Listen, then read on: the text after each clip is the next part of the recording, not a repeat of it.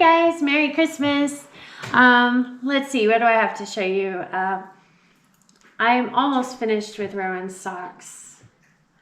And it's taking me a lot longer than I thought it would. I don't know why. He doesn't want to wear socks anyway, but he needs them. So, yeah, I'm almost done with that. My sewing machine broke, so none of the Christmas presents are going to be able to be sewed on the sewing machine until I get it fixed. So I might not get it fixed till after Christmas, but it's kind of an adventure taking it apart and seeing what's wrong with it. So I'm kind of excited to do that.